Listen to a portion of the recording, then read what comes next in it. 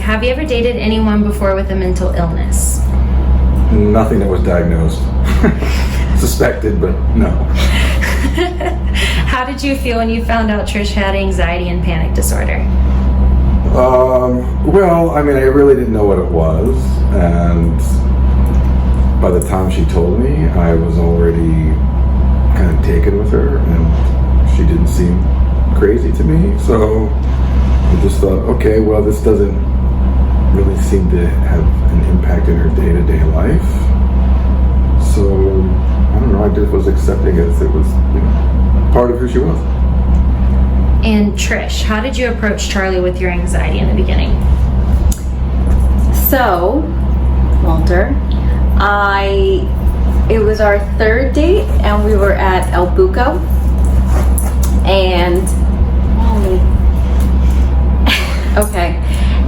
we were at El Buco, and I assumed before things were going to get any more intense that I should tell him everything that I basically kind of suffer from. So I did cry, and I said that I have severe anxiety disorder with panic disorder, and that it was cool if that was the last time that I saw him, if he didn't want to deal with that. I said I spent quite some time in hospitals because I would sometimes panic. My panic would get so crazy that I would go to the ER. That did freak me out when you said that. Yeah, and to this day, have I gone to a hospital for panic? No, but I thought to myself, I don't want to spend We've been to hospital more times for Charlie in this relationship than for me, actually. I was worried that I was going to spend a lot of time in hospital rooms, I thought, oh God, this is no good, but... So I cried, told him I had anxiety, panic, hospitals, and and he said that he didn't care because he was a smitten kitten. Whoa, I don't know if I use those two words together in a sentence. The smitten kitten. So after you told Charlie about your anxiety, what was comforting to you about his response?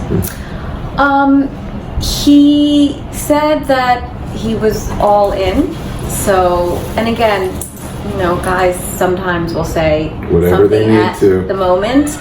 So I really figured, behaviors speak louder. So I just had to see how it went between the two of us. And I've done so much research and self work, and I just knew at this point in my life I would know if he would be able to handle it as the time came, and to this day we're good. So Charlie, you said earlier that you didn't know a lot about anxiety prior to dating Trish. Can you name 3 things that you've learned since dating someone with anxiety? My goodness, it's like a quiz question. What if I just come up with 2? That's fine.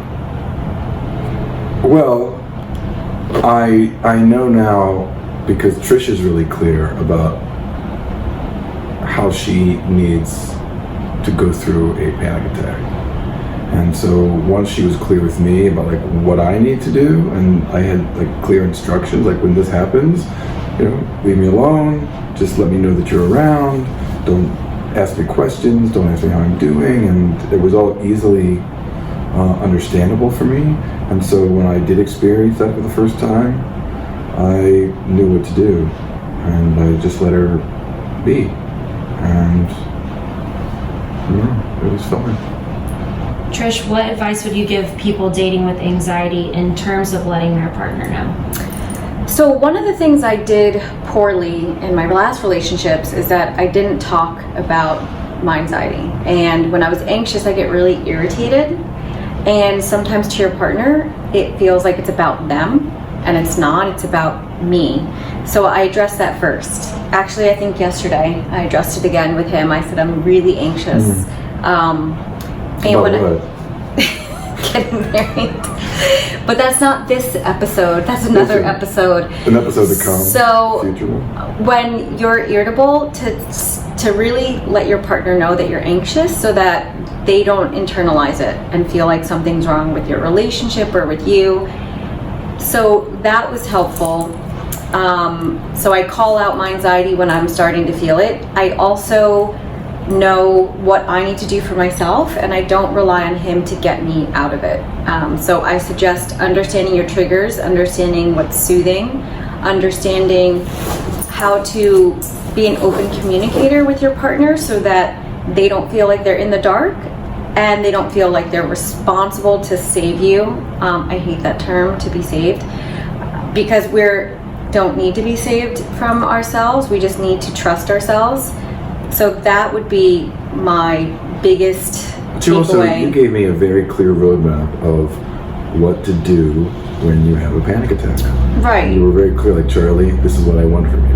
Right. And so when it did happen, I knew exactly. Because I knew what soothed me, and I knew what worked for me. So that's really what you would need to do, is figure out what works for you when you're anxious, and be able to communicate it when you're not anxious, when you're calm and you're clear-minded. That way, when it starts to happen, everybody knows kind of what their roles and responsibilities are. So kind of like when you're planning for an event, like, this is what's going to happen, so everybody is not just running around trying to, fix things, because anxiety is not fixable.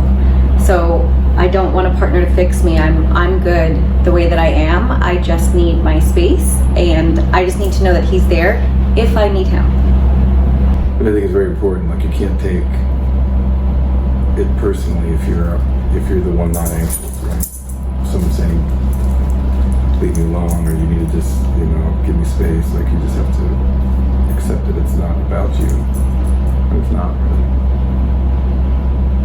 Yeah, I agree. It's not. Unless those times you say, babe, you're really pissing me out, and then I know you're listening. That's different. That's more so of like, that's a you and me problem, Right. as opposed to my anxiety. So it's a trial and error, because everybody, we're all built differently. We have different triggers. And if you're with someone who really wants the best for you, then y'all will work around it, and you'll figure out what works, and you'll know what doesn't work. And that's really all you can do. But talking about it is necessary, and that's what people don't do. They don't want to talk about it. And that's step one. And it wouldn't have been fair to me if you had not talked about it, especially when we started getting serious. You have to be honest. Date 3. Yeah, you've got to be honest. Date 3, yeah.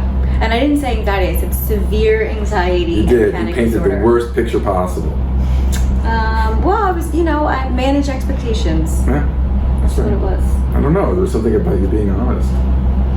And there's much more to you than your anxiety. So. That's right, I'm not my anxiety. No, you're not. You are all that in a bag of chips.